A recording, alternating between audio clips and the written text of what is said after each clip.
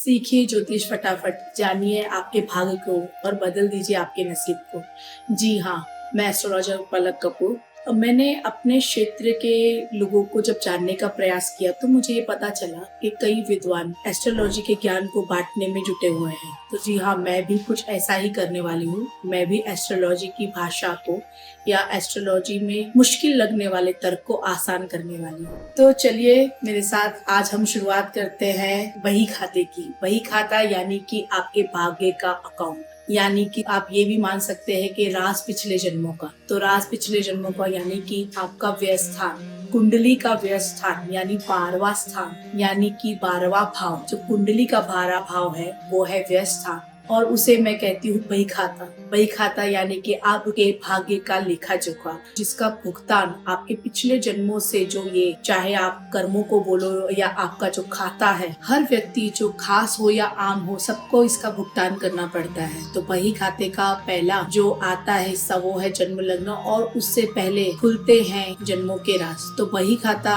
जातक की वीकनेस बताता है। तो जातक को क्या चीजों का भुगतान करना है, वो किससे झुझुकने वाला है, तो इस प्रकार के जो चैलेंजेस आने वाले हैं वो बही खाता यानी कि आपके 12th हाउस से पता चलता है कि वहाँ पे स्थित जो प्लैनेट है, जो ग्रह है, वो आपको किस प्रकार का भुगतान करवाने वाले हैं। यदि व्यय स्थान में सूर्य है तो आपको राजद्रोह से बचना चाहिए, या फिर जैसे बोल सकते हैं कि अगर आप फॉरेन में रहते हैं या फिर किसी बड़े व्यक्ति के साथ काम कर रहे हैं तो आपको उनसे डरना चाहिए। यदि आपके व्यय स्थान यानी 12वें स्थान में चंद्रमा है तो आप हमेशा दूसरों की प्रॉब्लम्स हो या दूसरों की वजह से कुछ हुआ हो, या आपके सामने किसी का कुछ बुरा हुआ हो, या आपके साथ किसी ने कुछ बुरा किया हो, तो हमेशा आप अपने आप को ही कसूरवार समझते हैं। आप हमेशा अपने दुख को किसी के साथ शेयर करना पसंद नहीं करते। तो इसी तरह से 12th हाउस में यानी कि व्यय स्थान में अगर चंद्रमा होता है तो आप हमेशा डिप्रेशन के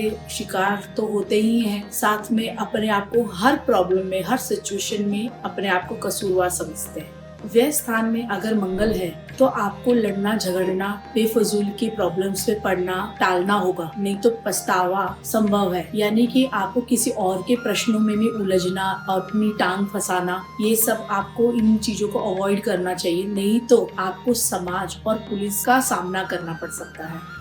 यदि आपके व्यय स्थान में बुध है यानी कि आपके 12वें स्थान में 12वें भाव में बुध है तो आप अधिक बातूना होते हैं, यानी कि आपको कहाँ बोलना चाहिए, कहाँ नहीं बोलना चाहिए, कहाँ रुकना चाहिए, ये आपको पता नहीं चलता। तो इस वजह से आप एक मजाक का विषय बन के रह जाते हैं, और आपके व्यय स्थान में बुध होने की वजह से आपको आर्थिक नुकसानों का भी सामना करना पड़ता है। तो संभव हो सके तो अपने आप को पहले तैयार कीजिए कि कहीं आप क्या बात कर रहे हैं, कैसे बात करनी है, तो अपनी बात को कहाँ पे कंट्रोल रखना है, इन बातों का ध्यान रखना चाहिए। यदि आपके व्यय स्थान में गुरु है तो आप प्रतिष्ठा के लिए खर्चे करते हैं। अब परेशानी से तो बचते हैं, लेकिन बड़ेपन को पाने के लिए आपके पैसे टिकना मुश्किल हो जाता है। हाँ, एक बात तो संभव है कि आपके हाथों बड़े बड़े काम होते हैं। यदि आपके 12वें स्थान में यानी व्यय स्थान में शुक्र है तो आप अपनी लाइफस्टाइल के ऊपर खर्चा करते हैं। आपको बड़े बड़े शौक पालने की लत चढ़ जाती है। ये बुरी लत की वजह से